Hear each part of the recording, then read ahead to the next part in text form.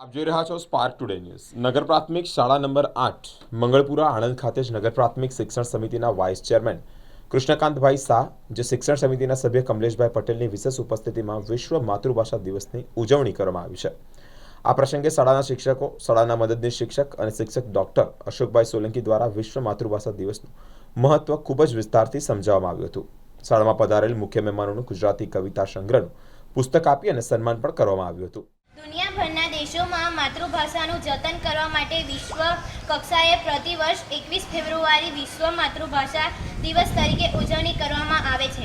1999 નવેમ્બરમાં યુનેસ્કોએ માતૃભાષા દિવસ ઉજવવાનું નક્કી કર્યું, જે ફેબ્રુઆરી 2000થી દર વર્ષે ઉજવવામાં આવે છે.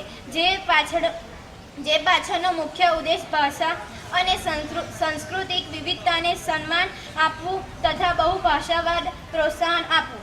દુનિયાની 7,000થી પણ વધુ ભાષામાંથી અડધી ખલાસ થવાની તૈયારીમાં છે. માતૃભાષાનો અર્થ બાળકને માતા તરફથી મળેલી ભાષા, પરિવારમાં બોલાતી ભાષા એટલે માતૃભાષા. જે ભાષામાં બાળક હસ્યું, રડ્યું, જે ભાષાનો શબ્દ બાળકે સૌપ્રથમ સાંભળ્યો, કાલું કાલું બોલાવવાનો પ્રયત્ન જે ભાષામાં બાળકે કર્યો, બાદમાં તે ભાષાનું શબ્દ ભંડારે સમૃદ્ધ થવાની તેના પર પ્રભુત્વ આપ્યું. જે ભાષામાં વિચારવાનું, લાગણીઓ અનુભવવાનું તેમજ લાગણીઓ અને વિચારવાના પ્રદર્શિત કરવાનું બાળક શીખ્યું, તે ભાષા એટલે માતૃભાષા. એ માત્ર શક્ય કે સફળ નથી, પરંતુ અંગ્રેજી માધ્યમના ભણતર કરતા તેનાથી ખૂબ સારા પરિણામો દેખાય છે. માતૃભાષામાં પ્રાથમિક શિક્ષણ લેનાર વિદ્યાર્થીઓની બીજી ભાષા અંગ્રેજી પણ ખૂબ સારી હોય છે. આપણે જ્યારે ગુજરાતી ભાષા ભણતા હોય છે તો ગુજરાતી ભાષા ભણ્યા પછી આપણે અંગ્રેજી ભાષા ઉપર સારું પ્રભુત્વ મેળવી શકે છે, પણ અંગ્રેજી ભાષા ભણ્યા પછી અંગ્રેજી મીડિયમના બાળકો એટલી જ સારી રીતે ગુજરાતી ભાષા ઉપર પ્રભુત્વ મેળવી શકતા નથી. એટલે આપણને સૌથી વધુ મહત્વ ત્યાં જણાય આવે છે કે આપણે આપણું જે પાયાનું શિક્ષણ છે ધોરણ 1 થી 8નું, એ આપણે આપણી માતૃભાષામાં લેવું જોઈએ. ત્યારબાદ છે વિદ્યાર્થી માતૃભાષામાં વર્ગની દરેક પ્રવૃત્તિમાં ખૂબ ઉત્સાહથી ભાગ લે છે, અભિવ્યક્તિ ખુલે છે અને પ્રતિભા બહાર આવે છે. માતૃભાષાને કારણે બાળકો વિશેષ પ્રોત્સાહિત થાય છે.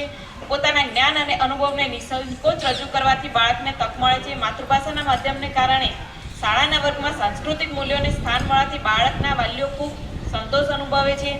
માતૃભાષામાં શિક્ષણ આપવાને કારણે વાલીઓ શાળાની વિવિધ બાબતોમાં વિશેષ રસ લેતા થાય છે. પોતાની ભાષામાં વાત કરવાની છૂટ મળવાથી વાલીઓ શાળાના શિક્ષકો સાથે વિશેષ સંપર્કમાં આવે છે. વાલીઓના શિક્ષકો અને શાળા સાથેના બંધાતો નાતો બાળકોના લાભ માટે થાય છે. પ્રાથમિક શિક્ષણ માતૃભાષામાં આપવાથી ભણવામાં બાળકોને, કન્યાઓને રસ અને ઉત્સાહ ખૂબ વધે છે. અધવચ્ચે અભ્યાસ છોડી દેવાની ટકાવારીમાં ખૂબ ઘટાડો નોંધાયો છે.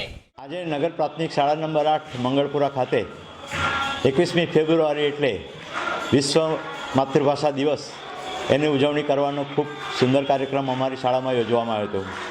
આ પ્રસંગે મુખ્ય મહેમાન તરીકે નગર પ્રાથમિક શિક્ષણ સમિતિના વાઇસ ચેરમેન આદરણીય કૃષ્ણકાંત શાહ તથા શિક્ષણ સમિતિના સભ્ય શ્રી કલ્પેશભાઈ પટેલ સાહેબની ઉપસ્થિતિમાં ગુજરાતી ભાષાનું ગૌરવ વધારવાનો એક સુંદર કાર્યક્રમનું આયોજન કરવામાં આવ્યું હતું.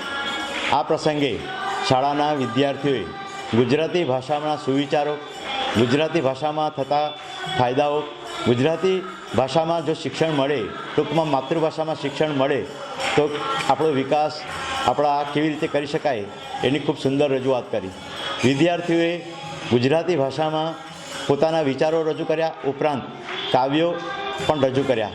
આ પ્રસંગે શાળાના મદદનીશ શિક્ષક અશોકભાઈ સોલંકી દ્વારા માતૃભાષાનો જો શિક્ષણ મળે તો વિદ્યાર્થીઓના જીવનમાં કેવા પરિવર્તનો આવે એના વિવિધ ઉદ્યોગપતિઓ, વિવિધ સાહિત્યકારો વગેરેના ઉદાહરણથી બાળકોને સમજાવાયું.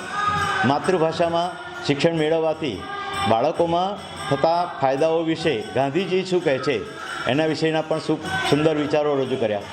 માતૃભાષા એ આપણા બાળકને જન્મથી માતાના દૂધની સાથે જ મળેલી ભાષા છે. એના લાગણી, એના વિચારો અને એના પ્રતીક અને કલ્પન એમાં પણ ખૂબ સુંદર વધારો કરી અને પોતાની અભિવ્યક્તિ રજૂ કરે છે.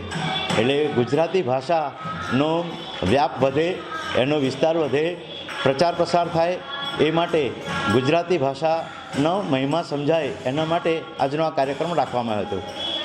નરસિંહથી નર્મદ સુધીની ગુજરાતી ભાષાને બચાવવાનું જે અભિયાન હતું એની પણ સુંદર વાત કરી હતી.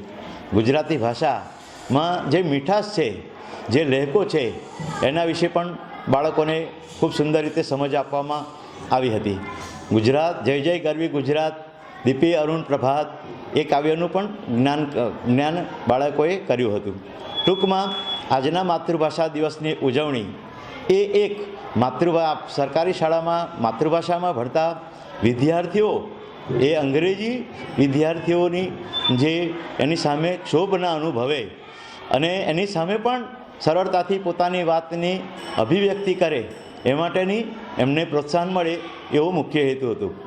આ વિસ્તારમાં મણિલાલ હ પટેલ, જોસેફ મેકવાન, હરીશ મીનાશ્રુ, અશોકપુરી ગોસ્વામી જેવા સાહિત્યકારો થઈ ગયા. એમની રચનાઓ અને એમના નવલકથા એના વિષયની પણ આજે વાત કરવાનો એક ઉપક્રમ રાખવામાં આવ્યો હતો.